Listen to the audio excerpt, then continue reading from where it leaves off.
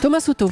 C'est la grande décision de politique économique du gouvernement, peut-être la plus importante de l'année. Décider à qui vont profiter les prochaines baisses de charges sociales. Bonjour Nicolas Barré. Bonjour Thomas. Alors il y en a pour 10 milliards d'euros et forcément ça donne un débat très vif. Voilà, ce grisby de 10 milliards d'euros, les entreprises l'attendent car oui, voilà, cet argent va financer les baisses de charges sociales. La question à 10 milliards, et c'est ça que le gouvernement doit décider très vite, c'est de savoir si on s'en sert pour baisser les charges sur les bas salaires ou sur les salaires de tout le monde. Débat crucial car l'impact n'est pas du tout le même. Un très grand nombre d'économistes considèrent, travaux scientifiques à l'appui, qu'il faut mettre le paquet sur la baisse des charges qui s'appliquent aux bas salaires. Ça tombe bien Nicolas, c'est exactement ce que dit le gouvernement. Alors oui, car c'est là que se concentre le gros des chômeurs. 80% des chômeurs français ont juste le bac. Donc si on veut réduire massivement le chômage, il faut créer un très grand nombre d'emplois peu qualifiés. Or en France, ces emplois, charges comprises, coûtent en moyenne 50% plus cher que dans les autres pays européens.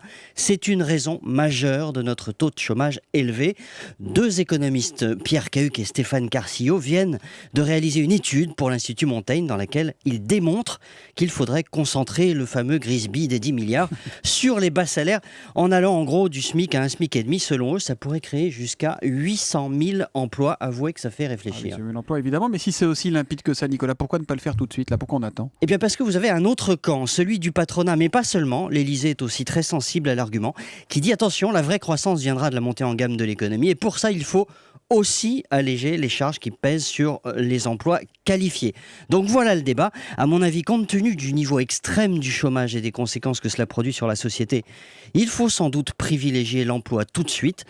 Mais n'oublions pas une chose, nous pourrions très bien concilier aussi les deux options si nous avions un niveau de dépenses publiques moins élevé. Ce serait ça l'idéal, un idéal dont on est hélas toujours assez loin. Et pour le coup, on ne sait toujours pas où le gouvernement va trouver ces fameux 50 milliards d'économies qu'il veut faire avant la fin du quinquennat. Nicolas Barré, directeur de la rédaction des Échos. L'édito Écho de Nicolas, c'est tous les matins à 8h10 sur Europe 1.